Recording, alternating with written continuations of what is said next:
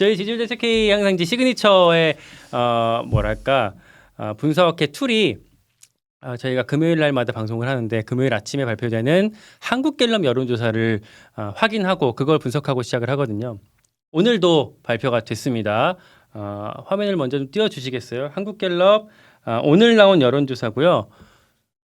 네, 먼저 대통령 직무수행 평가 보고 계신데 응답자 34%가 잘하고 있다, 58% 응답자가 잘 못하고 있다 이렇게 응답을 했고요.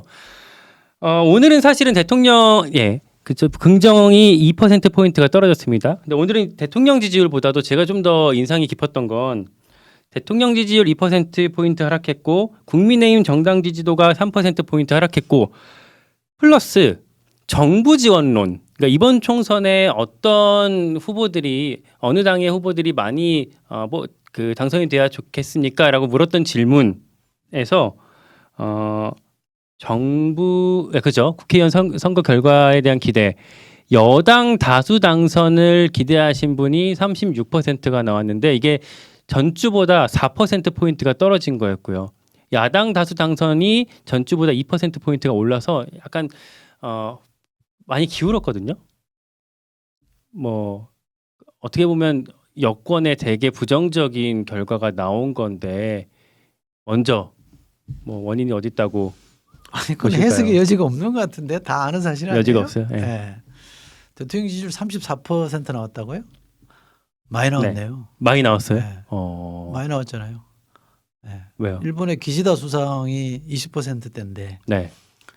저는 그 정도가 맞지 않을까 싶은데. 네.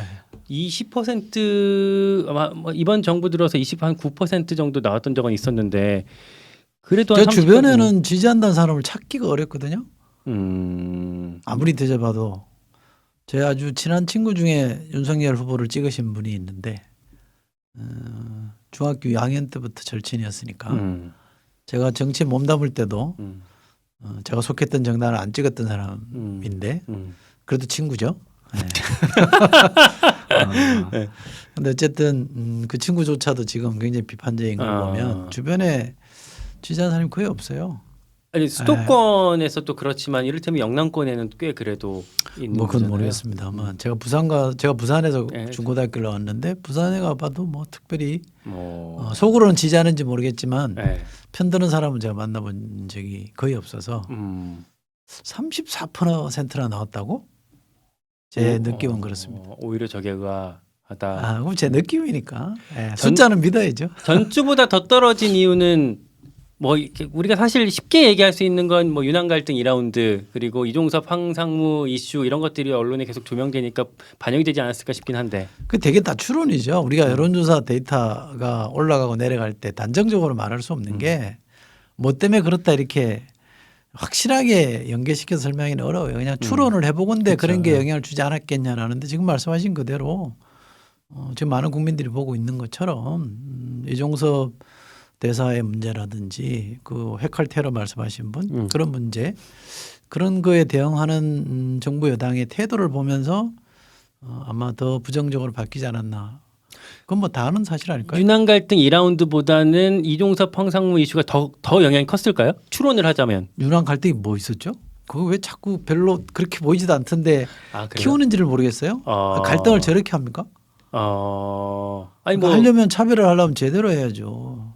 그러니까 당당하게 여당의 당을 이끄는 후보라면 정부에게 대통령에게 이건 잘못됐습니다. 고치십시오라고 당당하게 얘기를 해야죠.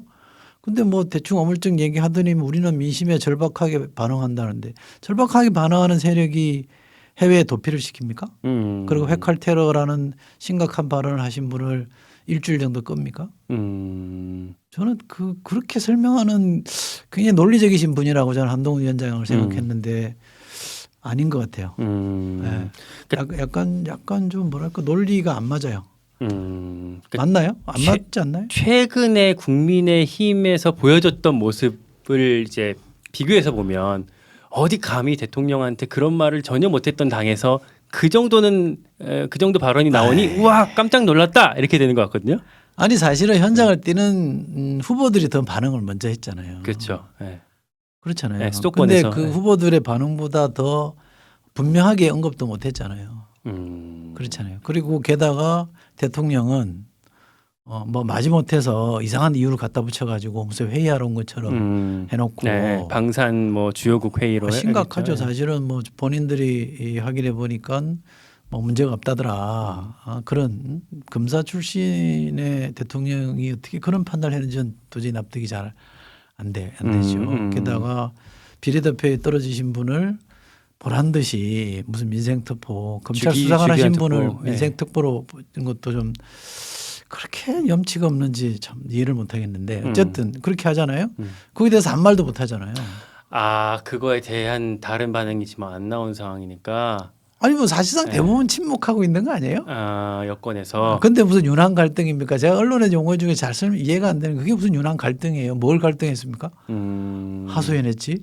제발 좀 이렇게 해달라고 부탁한 거고 네. 또 하나는 명룡대전이라는 표현을 쓰던데 명룡대전? 이재명 대표하고 원희룡 네. 그건 기양에서. 대전이 아니죠. 지지율 격차가 현격하고 한 명은 대선 지지율 1등, 2등을 다투던 분이고 한 명은 저 밑에 바닥인데 어떻게 대전입니까? 애시당초 게임도 안 되는 거를 대전이라고 갖다 붙이는 것도 그 약자를 너무 키워주는 의도적인 프레임 아니에요? 그러니까 아무튼 그 하신 말씀은 갈등도 아니고 그럼 지금 뭐 봉합이냐 아니 봉합 국면이냐 아니냐라고 이제 해석들을 하고 있는데 애초에 봉합이라고 따질 정도의 갈등 상황도 아니다. 뭘 갈등했습니까? 아니 이를테면 비례대표 공천을 놓고 그러니까 겉으로 그것도 전 잘 보이기에는 이해를 못 하겠어요. 그래요? 네. 뭐 갖고 싸우는지를 국민들이 잘 모르겠는 거 아니었어요? 근데 이를테면 대통령의 대리인이라고 여겨지는 이철규 의원이 내가 이런 사람 비례대표 후보로 요구를 내부 했는데 권력 투쟁이죠. 내부 투쟁. 내부 권력 투쟁 한 거죠. 자리 싸움 한 거지. 지분 싸움 한 거지. 그게 무슨 공천 잘하고 못하고 입니까? 예를 들면 청년이 이렇게 사람들이 힘들어하고 근데 왜 청년 공천을 많이 안 했냐? 네. 여성 공천 비율이 왜 이거밖에 안 됐냐? 사회 경제적 약자들에 대해서 왜 충분한 대표성을 보장을 안 하냐? 라든지 뭐 이런 것들에 대해서 문제 제기를 하면 그럴 수 있다고 쳐요. 명분을 갖고. 그죠? 네. 그런데 공관위에 참여하신 분이고 당내 실세라는 분이 비상대책위원장에다 대고 저렇게 말하는 거는 권력투쟁밖에 더 있습니까? 그 권력투쟁이 대통령과 비상대책위원장 간의 권력투쟁이 아니냐라고 이제 많이 해석을 그거겠죠. 했죠. 네. 그러니까 지금 총선 눈앞에 두고 권력투쟁하면 누가 펴주겠어요? 그 결과가 오늘 반영된 거라고 보시는 그렇겠죠. 데이터로 그렇게 나타나는 것일 텐데 저렇게 하면 선거를 자꾸 지겠다고 작심한 거 말고야 다른 이유가 있을까요? 근데 되게 그러니까 관전자로서 되게 의아하게 봤던 건 원래 사실은 신구 권력 간의 갈등이 뭐 원래 생리잖아요. 그런데 총선 앞두고 말씀하신 것처럼 한 달 앞둔 상황에서 이렇게 벌어질 거라고는 사실 예상하기 힘든 일이었는데 왜 이렇게 벌어졌다고 보세요? 모르겠는데요. 저는 납득이 잘 안 되기 때문에 결국 두 분 다 좀 이상하신 분 아닌가 싶은데요. 이상하신 분. 그렇게 하면 설명이 안 돼요. 저는 요즘 뭐 이렇게 아까도 칭찬을 해주셨습니다만 네. 정치에 나름 경험도 있고 뭐 공부도 좀 한다고 했는데 요즘은 납득 안 되는 일이 워낙 많아서 저 스스로가 좀 답답할 때가 있어요. 대통령이 왜 저럴까? 예를 들면 정치문법으로 봐도 선거 눈앞에 두고 있는데 피의자를 해외에 대사로 임명해서 범인 도피라는 말을 듣고 있다? 그것도 잘 이해가 안 되고.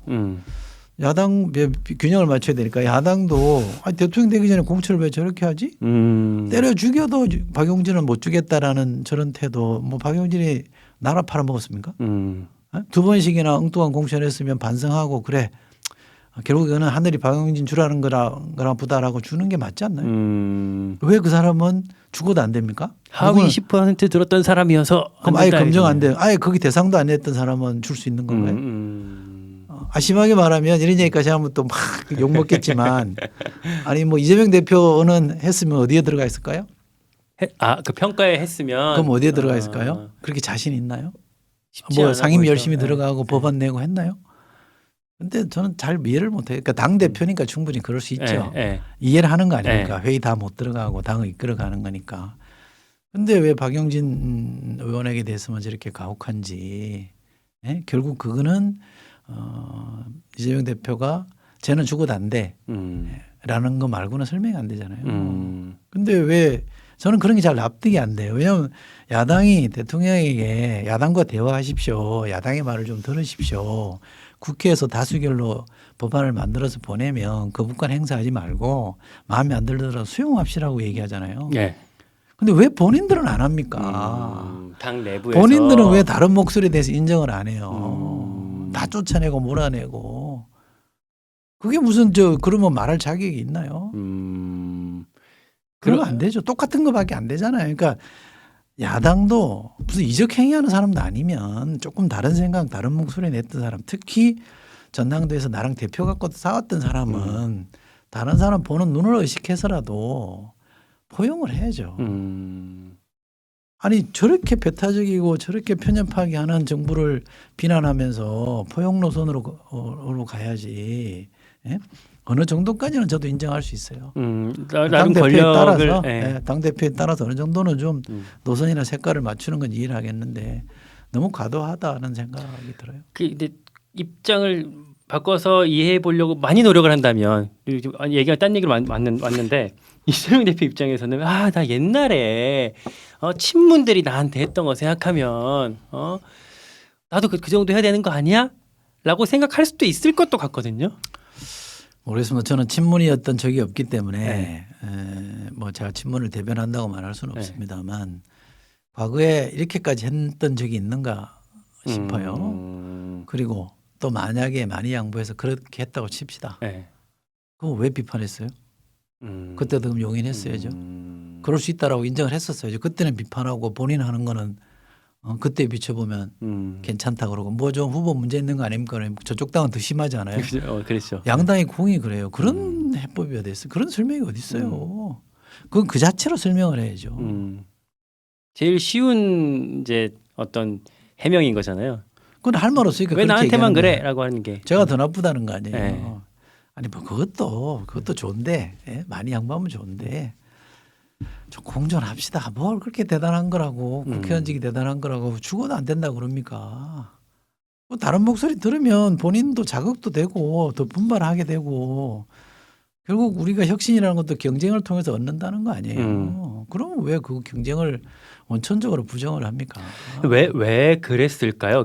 저 이거가 되게 의아했던 게 박용진 의원이 그렇게까지 위협이 될 만한 인물이었을까? 그런가 보죠. 뭐 저는 잘 모르겠습니다.